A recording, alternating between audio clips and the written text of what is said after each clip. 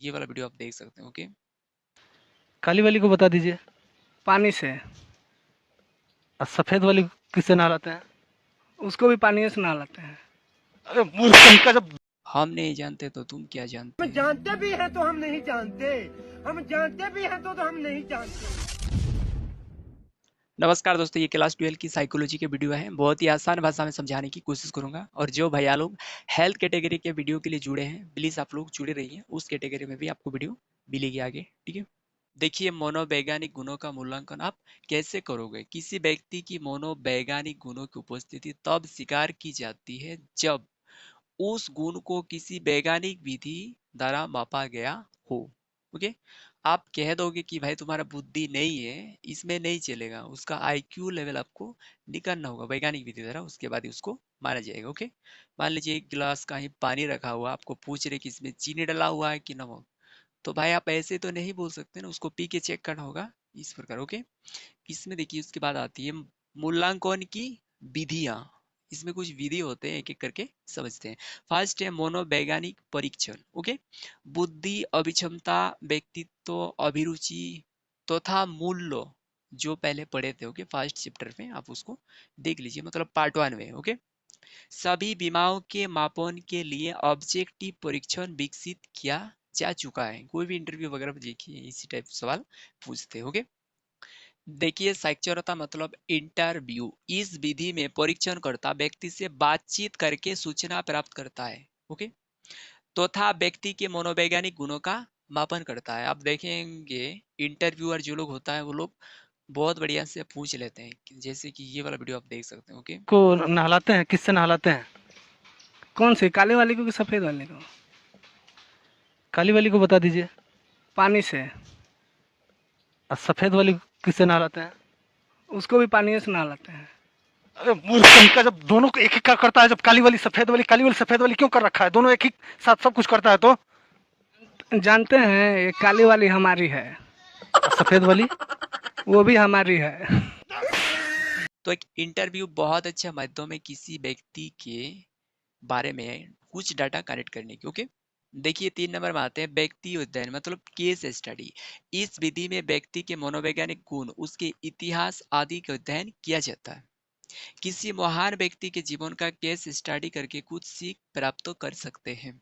जैसे कि गांधी जी, उसके अगर जीवन की हिस्ट्री पढ़ोगे तो कुछ सीख आपको भी प्राप्त होगी। और भी जैसे मिल्खा सिंह है, रनिंग करते हैं बहुत तेज से। ओके, तो ये सब आदमी के अगर आप केस स्टडी करेंगे तो आपको भी कुछ सीखने को मिलेगा एक्स्ट्रा, इसलिए ये करते हो। कि अब चलिए 4 नंबर चलते हैं। देखिए फ्रैक्शन का मतलब होता है ऑब्जर्वेशन। इसमें क्या होती है कि प्राकृतिक दशा में व्यक्ति का व्यवहार रिकॉर्ड किया जाता है।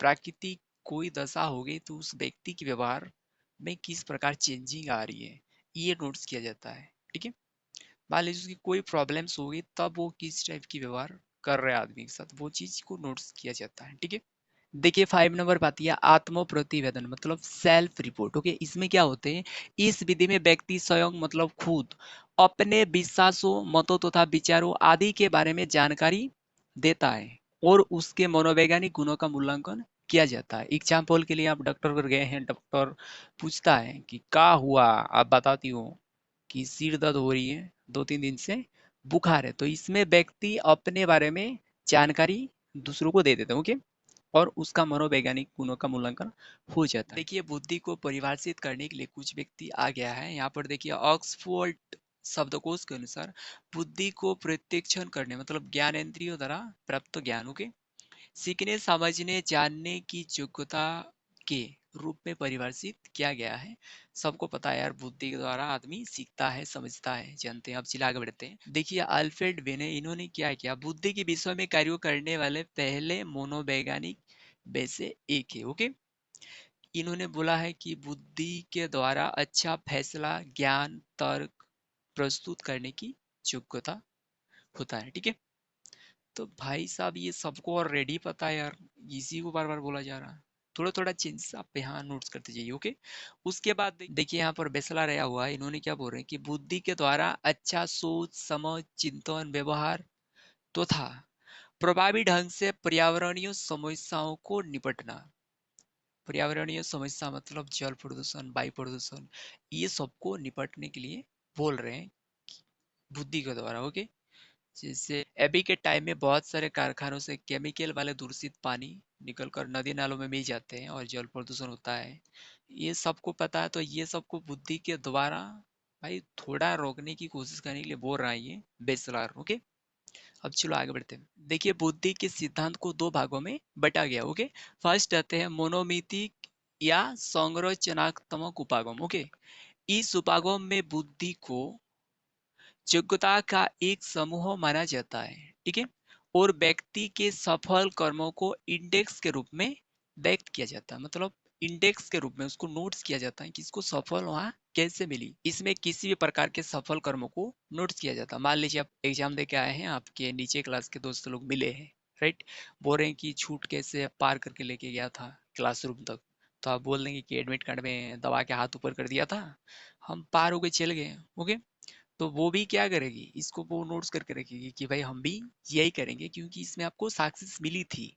इस प्रकार के बहुत सारे ऐसे भी रीजन है जिसमें सक्सेस मिलती है, वो कोई दूसरा अपनाते तो उनको भी सक्सेस मिलने के चांस ज्यादा होती है। ओके, देखिए सूचना प्रक्रम उपगम, इसमें क्या होते हैं, बुद्धि तर्क तथा समस्या और समाधान में व्यक्तियों द्वारा उपयोग की जाने वाली प्रक्रियाओं का वर्णन किया जाता है और एक बुद्धिमान व्यक्ति द्वारा उसकी कामों पर ध्यान देते हैं कि ये कर क्या रहे हैं।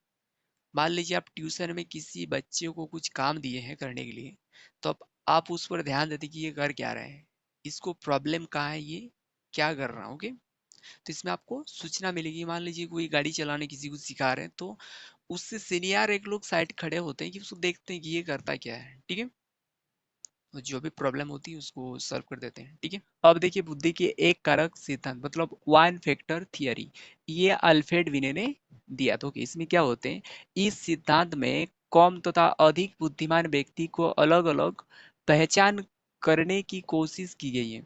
ओके, इसमें पर्यावरण में एक या एक से अधिक समस्याओं का हल करने के लिए किया जाता है, ठीक है।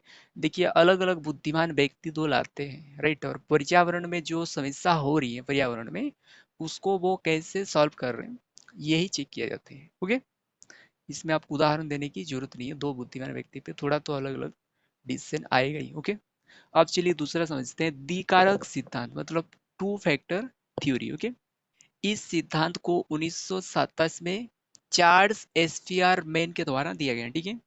इसमें सांख्यिकीय विधि पर आधारित है, मतलब अपने गांव की अगर महिला और पुरुष जनगणना करने के लिए बोले तो ये सांख्यिकीय विधि पर आधारित करेंगे इस फैक्टर के अनुसार। ओके, इसके अंतर्गत सामान्य कारक मतलब साकारक और विशिष्ट कारक मतलब बी कारक होते हैं। तो चलिए एक एक करके समझते होगे। देखिए सामान्य कारक इसको जनरल फैक्टर बोलता है, मतलब जी फैक्टर, ठीक है। इसमें क्या होते हैं, संकोच, समृद्धि, ओके, बुद्धि, विचार, ये ऑलरेडी मतलब बचपन से ही इंसान के अंदर होता है, थोड़ा थोड़ा करके बढ़ते जाता है, ठीक है। देखिए विशिष्ट कारक मतलब स्पेसिफिक फैक्टर, इसको एस फैक्टर भी बोलता है। इसमें क्या होते हैं कि प्रत्येक व्यक्ति में एक खास गुण होते हैं जो सबसे अलग बनाते हैं, जैसे कि क्रिकेट प्लेयर लोग जिसको बैटिंग करना बहुत अच्छा आता है, राइट, तो वो गुण उसको क्या सबसे अलग बनाती है, इसी प्रकार से। ओके, आगे देखिए प्राथमिक मानसिक योग्यताओं का सिद्धांत, ये लुइस थारेस्टन के द्वारा दिया गया। ओके, ये 7 टाइप होते हैं जो एक दूसरे से स्वतंत्र होकर कार्य करते हैं। चलिए इनको आगे समझते हैं 7 टाइप। ओके, देखिए एक नंबर बाचिक बोध, शब्दों तथा विचारों का अर्थ जानने की क्षमता। ओके, जल्दी जल्दी बता रहे हैं। उसके बाद आते हैं 2 नंबर पे संख्यात्मक योग्यता, मतलब किसी नंबर की, देखिए यहाँ पर है ना, संख्यात्मक तथा अभिकल्पनात्मक कार्यों को तीव्र गति तथा सटीकता से करने की क्षमता, मतलब किसी संख्या के कैलकुलेशन को आपको बहुत तेज करना है और सही रिजल्ट लाना है, इस प्रकार की क्षमता जिसके पास होती है। ओके, अब चलिए तीसरा नंबर पे आते हैं स्थानिक मतलब देशिक संबंध। ओके, इसमें क्या होते हैं, प्रतिरूप तथा रचनाओं को खुलासा करने की क्षमता, प्रतिरूप का मतलब इमेज होता है, ठीक है। ये 4 नंबर प्रत्यक्षित गति, इसमें क्या होते हैं, 5 इंद्रियों का उपयोग करके वस्तुओं का संपूर्ण विवरण करने की क्षमता। ओके, ये आप समझ रहे हैं। अब चलिए आगे देखिए शब्द प्रवाह, किसी विचार का वर्णन करने के लिए धारा प्रवाह और लचीले शब्दों का उपयोग करने की क्षमता, मतलब किसी विचार का वर्णन करने के लिए आप कितने लचीले शब्दों का उपयोग करने की क्षमता रखते हैं। ओके, वर्णन का मतलब डिस्क्रिप्शन और कथन होता है, आप बोल के भी समझा सकते हो या लिख के भी दे सकते हो। ओके, देखिए परिस्थितियों के अनुसार शब्द की ताकत बढ़ानी है घटानी है। मान लीजिए कहीं डांडी लेके लड़ रहा लोग, ओके, आप ऐसी जगह बोल रहे हैं, बाबू ये का हो रहा, हम नहीं जानते तो तुम क्या हम जानते। जानते भी हैं तो हम नहीं जानते, हम जानते भी हैं तो हम नहीं जानते, तेरी मोहब्बतों खोपड़ी में पे हम मार देंगे नहीं दो चार बार, जानते। उसके बाद बोलेगा इसको हम नहीं जानते तो तुम क्या जानते, तब पता चलेगा। ओके, तो ऐसे जगह पे भाई जाके स्टैंडर्ड गिरी मत दिखाइएगा, क्योंकि देखो सिचुएशन के हिसाब से आपको शब्द की ताकत भारीपन बढ़ानी पड़ेगी भाई। ओके, मान लीजिए पुलिस स्टेशन के सामने गाड़ी जाम हो गए, ये दौड़ के जा रहा, सर सर सर गाड़ी जाम हो गया, ये बोलेगा अरे गाड़ी ही तो जाम हुआ है और दूसरा कुछ थोड़ी हुआ है। ये आएगा, बोलेगा बाबू काहे को गाड़ी जाम किए हो, अरे हम नहीं जानते तो तुम क्या जानते। मोदी जी अगर ऐसे यूज करे शब्द की, बोलेगा एक काम करते हैं, ये नोट के लिए सब परेशान है, इसको बंद कर देते हैं, इसमें हम कुछ नहीं जानते, हम नहीं जानते तो तुम क्या जानते हैं। तो परिस्थितियों के अनुसार आपको शब्द की यूज करना। ओके, आगे चलते हैं। स्मृति मतलब मेमोरी, इसमें क्या होते हैं, सूचनाओं को सटीकता से याद रखने की क्षमता। ओके, आप कितनी सटीकता से याद करके रख रहे हैं सूचनाओं को, ठीक है। उसके बाद आते हैं आगमनात्मक तर्कता, इसमें क्या होते हैं, दिए गए नियमों को प्राप्त करने की क्षमता। ओके, कोई क्वेश्चन या किसी श्रृंखला से जो भी नियम दिया गया है उसमें से आप क्या प्राप्त कर पा रहे हैं, ठीक है। आगे देखिए आर्थर जेनसेन, इन्होंने क्या किया, ये बुद्धि का एक पदानुक्रमिक मतलब ऑर्डरली मॉडल जारी किया और उन्होंने कहा योग्यताएं दो स्तर पर कार्य करती है, मतलब बुद्धि दो स्तर पर कार्य करती है। ओके, देखिए प्रथम स्तर लेवल 1। ओके, इसमें देखिए आगत मतलब जो भी आया हुआ है, इनपुट बोल रहा, राइट, तथा निर्गत मतलब बाहर जो चला गया आउटपुट। ओके, ये लगभग समान होते हैं, जैसे रट कर याद करना। ओके, ये जैसे आएगा वैसे जाएगा, जब ज्यादा रटिएगा तो वो रह जाएगा, लेकिन जिसको आप समझोगे वो उतना जल्दी हटती नहीं। ओके, वो रह ही जाएगा। देखिए दूसरा नंबर को समझोगे तो वो डिटेल समझ में आपको आ जाएगा। ओके, द्वितीय स्तर आते हैं लेवल 2, इसमें उच्च स्तरीय कौशल, मतलब कौशल का मतलब होशियार होता है। ओके, होशियार होते हैं जो आगतों को एक प्रभावी निर्गतों में बदल देता है। मतलब मान लीजिए आप किसी को बाइक चलाना सिखा रहे हैं, थोड़ा जो होशियार होते हैं उसको आप थोड़ा थोड़ा बता दीजिएगा, वो जल्दी जल्दी सीख लेगी और उसके बाद वो अपने अकॉर्डिंग चलाएगी और तुमसे भी अच्छा भी चला के दिखाएं, क्योंकि उनको समझ में आया है। सारी चीजें जब समझ में आती है तो उसका लेवल कुछ अलग ही होता है, ठीक है। तो यही बात यहाँ पर ये बोल रहा है, ठीक है। आगे देखिए जेफी गिलफोर्ड, इन्होंने बुद्धि संरचना मॉडल का तैयार किया। ओके, जिसको 3 विमाओं में बांटा गया है। फर्स्ट आती है संक्रिय, मतलब बुद्धि का कार्य जैसे याद लेखन। ओके, नेक्स्ट आती है विषय युक्त, मतलब व्यक्ति बुद्धि का कार्य कर रहे हैं, जैसे कि अक्षर तथा संख्याएं निर्माण। ओके, आगे चलते हैं उत्पाद, इसका मतलब उस आकृति से है जिसमें व्यक्ति सूचनाओं को अलग अलग बांटता है। इसका मतलब उस आकृति, आकृति मतलब ही स्वरूप होता है। ओके, जिसमें व्यक्ति सूचनाओं को अलग अलग बांटते हैं, कोई भी सूचना है उसको अलग अलग बांटते हैं और उसका ये वाला प्रोसेस है। 6 × 5 × 6 वर्ग 180 कोष्ठक होते हैं। बहुबुद्धि का सिद्धांत, ये हावर्ड गार्डनर का सिद्धांत। ओके, इन्होंने बोला भिन्न भिन्न प्रकार के बुद्धियां एक साथ अंत क्रिया करते हुए कार्य करता है। यह 8 प्रकार की होती है। फर्स्ट आती है तार्किक गणितिया, मतलब लॉजिकल मैथमेटिक्स। ओके, इसमें चिंता तथा समस्याओं को हल करने की शक्ति ज्यादा होती है। ओके, इस प्रकार की अधिक बुद्धि रखने वाले व्यक्ति को नोबेल पुरस्कार मिलता है। जैसे साइंटिस्ट लोग ये चिंतन ज्यादा करते हैं और समस्याओं का हल भी करता है, तो नोबेल पुरस्कार उन्हीं लोगों को मिलता है। ओके, अब चलिए आगे समझते हैं।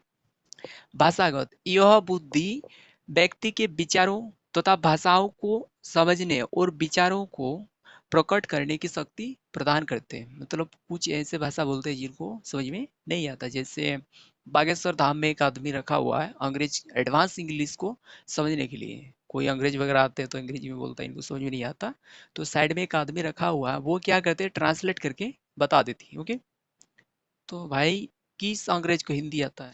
देखिए ज्यादातर भारतीय लोगों को अंग्रेजी समझ में नहीं आती, तो अंग्रेज को भी हिंदी समझ में नहीं आता, इक्वल हो गया, लेकिन फिर भी वो लोग अपनी मातृभाषा पे पढ़ाई कर रहा, और इंडिया में अंग्रेजी, और ये जो शिक्षा पद्धति ये भी अंग्रेज का ही है। इतना बड़ा बड़ा सिलेबस फालतू की चीज को पढ़ना पड़ रहा है, कभी आगे घट जाए तो थोड़ा शांति मिलेगी। आगे चलिए 3 नंबर में आते हैं देसिक। देसिक का मतलब एसपीसीएल। ओके, इस विधि द्वारा सामने देखी गई वस्तु को अपने दिमाग में प्रतिरूप बनाने में सक्षम होता है। देखिए जो आर्टिस्ट लोग होता है ना, वो लोग क्या करते हैं कि आपको देख लेगी, या कोई भी फिगर गांधी जी को लिखना होता है, देखते रहेगी और उसको छाप देगी दीवार पे, राइट, तो ये लोग के दिमाग में छाप जाती है कि ये किस टाइप का फिगर है। जैसे मूर्तिकार लोग भी देखे होंगे कि वो लोग बना देती है, दिमाग पे उनकी फिगर छप जाता है और उसको वो बढ़िया से बना देते। देखिए संगीतात्मक मतलब म्यूजिकल, इस प्रकार के बुद्धि वाले लोग ध्वनि के प्रति संवेदनशील होते हैं, मतलब ध्वनियों को नई अभिरचनाएं प्रदान करती है। आप लोग देखे होंगे म्यूजिक जो लोग बनाती है, ठीक है। अब आगे चलते हैं, शारीरिक गति संवेदी, मतलब इसमें क्या होते हैं, देखिए इस प्रकार के बुद्धि वाले शारीरिक रूप से काफी संवेदनशील होते हैं। जैसे नर्तकी डांसर कुछ प्रोग्राम में देखे होंगे, वो लोग बॉडी को बहुत बढ़िया से मूड लेता है, तो ये नॉर्मल इंसान नहीं कर सकते। ओके, अब चलिए आगे बढ़ते हैं। अंत व्यक्ति, ये क्या होते हैं, दूसरे व्यक्ति की भावनाओं तथा व्यवहारों को जानकर संबंध बनाते हैं, मतलब वो व्यक्ति कैसा है, क्या करती है, राइट। जो लोग शराबी होता है ना, उनके साथ शराब पीने वाला के दोस्त होता है, क्योंकि उनको पता है कि इनसे दोस्ती करेंगे तो भाई उनको पता है शराब जरूर मिलेगा ये। अब देखिए अंत व्यक्ति मतलब इंट्रापर्सन, इसमें क्या होता है, अपनी निजी भावनाओं अभिप्रेरणाओं तथा इच्छाओं को जानने की योग्यता होती है।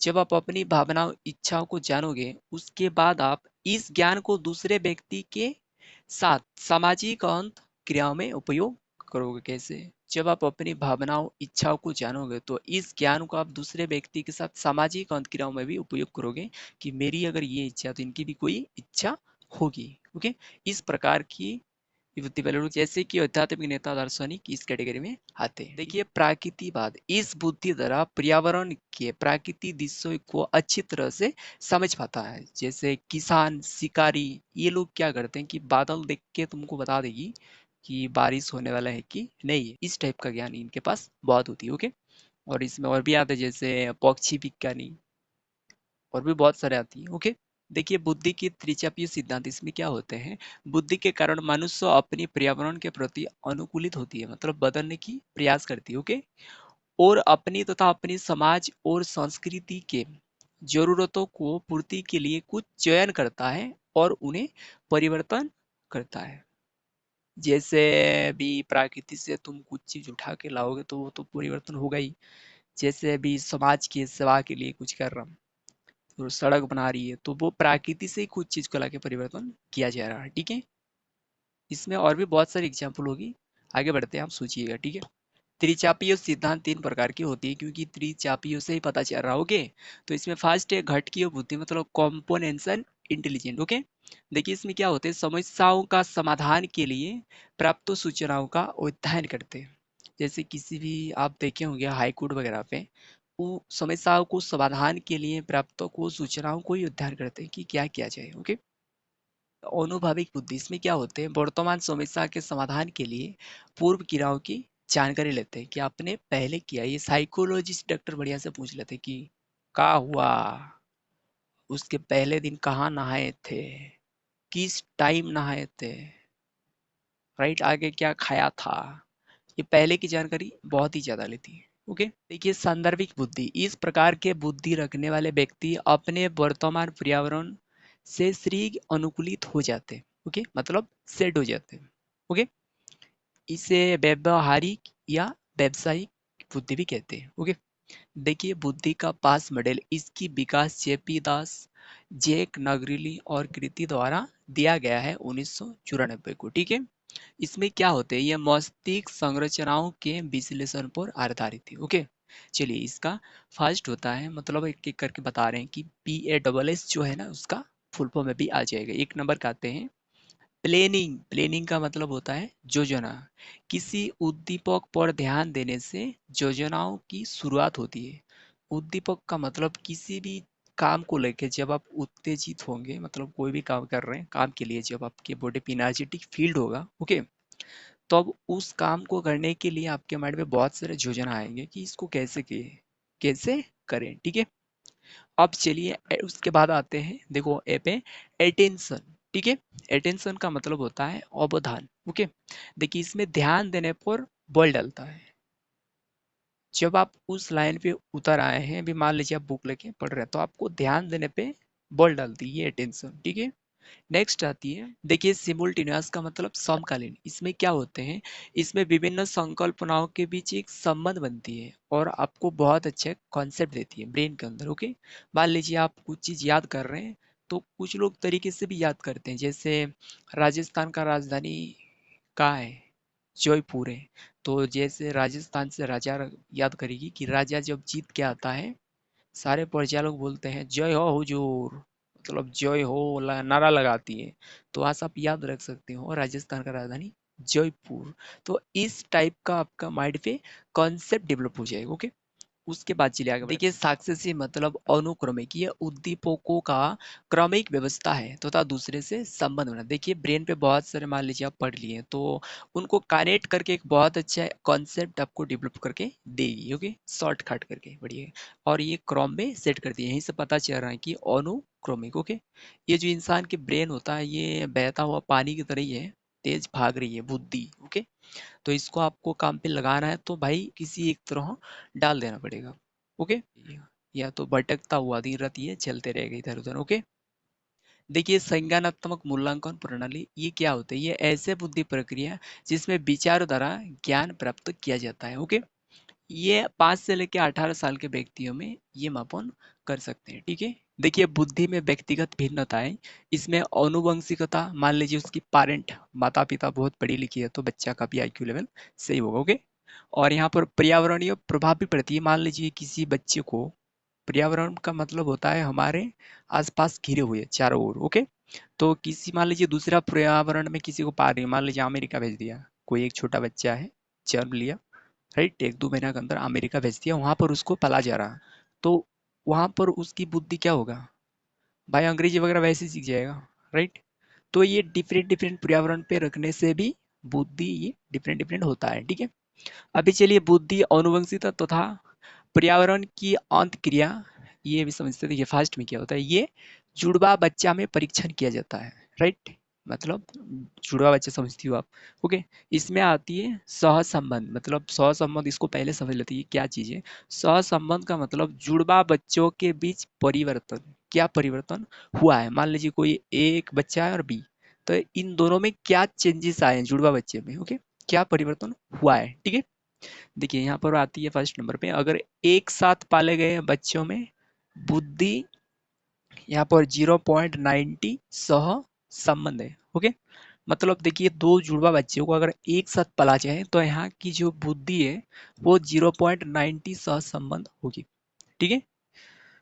चलिए अलग अलग पर्यावरण में पाले गए, राइट, उन्हीं दो बच्चों को अगर अलग अलग पर्यावरण में पालोगे तो इसमें बुद्धि सहसंबंध कितना है, 0.72, ओके। जुड़वा भाई की बुद्धि लगभग 0.60, आप यहाँ देख लीजिए। साथ साथ पाले गए भाई बहन 0.50, ओके। अलग अलग पाले गए एक माँ के पुत्रों, इसमें 0.25 आती है, ठीक है। अब चलो आगे बढ़ते हैं। ये बुद्धि मूल्यांकन, ओके, ये 1905 में अल्फ्रेड थियोडोर ने ये दिया था, ओके।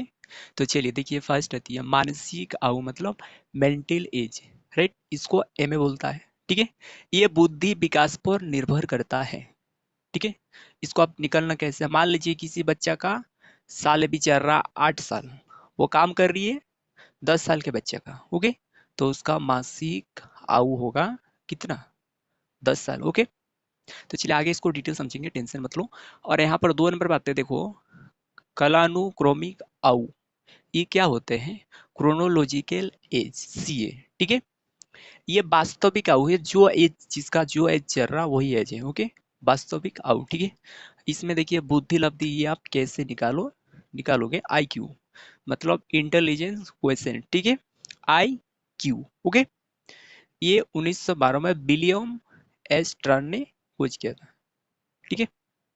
चलिए इसको निकालने का तरीका बता रहे हैं, देखिए इसकी फॉर्मूला है ये IQ equal to MA by CA into 100, okay. तो देखो भाई ये निकालने का बहुत ही जेड है, कुछ भी नहीं है इसमें। देखो मान लीजिए CA कौन सा है, ये वास्तविक एज है। मान लीजिए किसी बच्चा का एज है 10 साल, ओके, ये काम कर रहा 15 साल के बच्चा का काम कर रहा, तो उसका मार्सी काऊ होगा, मतलब मेंटल एज होगा 15। 10 साल का बच्चा 15 साल का एज का लड़का का काम कर रहा, तो 15 इंटू यहाँ पर 100 भाई काट दो, देखो कैंसिल हुआ, गुना करिए तुमको मिल जाएगा, ठीक है। देखिए इसकी IQ का नॉर्मल लेवल होता है, यहाँ पर होती है 90 से लेके 109 तक, ठीक है। और हाई होता है मतलब बहुत हाई, यहाँ से स्टार्ट होगी 130, मतलब ज्यादा होगा, ये लोग बहुत इंटेलिजेंट है, ठीक है। इससे ऊपर वाले लोग, ठीक है। और इसकी सबसे लो होती है 70 से नीचे, मतलब ये सबसे लो है, ठीक है।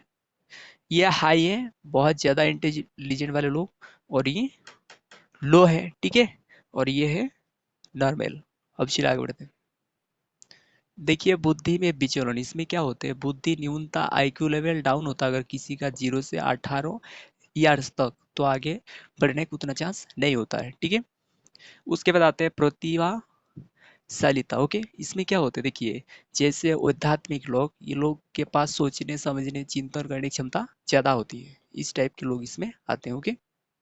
ये बुद्धि परीक्षण के प्रकार, इसमें एक नंबर में आते हैं व्यक्तित्व, मतलब एक समय में एक साथ, ओके, बुद्धि का परीक्षण किया जाता है, ये होता है मौखिक अथवा लिखित में, ठीक है।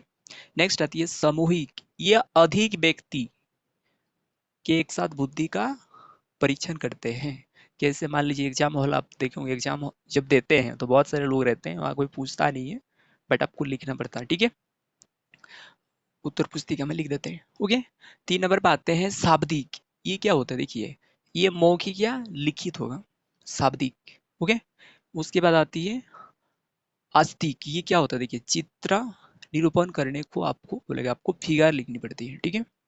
उसके बाद आते हैं निष्पादन, ये कोहो होता है के ब्लॉक डिजाइन, कोहो के ब्लॉक डिजाइन, ये क्या होते हैं, पहले स्कूल में भी रहता था यार, देखिए एक फ्रेम होता है, राइट, उसमें लकड़ी का, मान लीजिए एक तोता है, तोता का फिगर है, उसमें लकड़ी का, उसी तोता का छोटा छोटा टुकड़ा में रहता है, आपको उसमें सेट करना पड़ता है, ओके, इस टाइप का, ठीक है। और ये आगे देखिए सांस्कृतिक निष्पक्ष तथा सांस्कृतिक अभिन्नता परीक्षण, ओके। मान लीजिए ये जो है ना, ये अमेरिका यूरोप में विकसित किया गया बुद्धि परीक्षण है, ये हमारे इधर ज्यादा नहीं चलता, ठीक है। भारत में बुद्धि परीक्षण 1930 में SM मोहसिन ने ये हिंदी में किया था, ओके। और CH राइस ये उर्दू तथा पंजाबी में किया, ओके।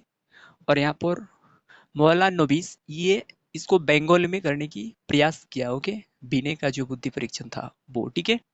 और आगे चलते हैं समकलित बुद्धि, ये क्या होते हैं, देखिए भारतीय परंपरा में बुद्धि को जिस प्रकार समझा गया है, जिसमें समाज और संपूर्ण पर्यावरण से व्यक्ति के संबंधों का अधिक महत्व प्रदान किया गया, ठीक है।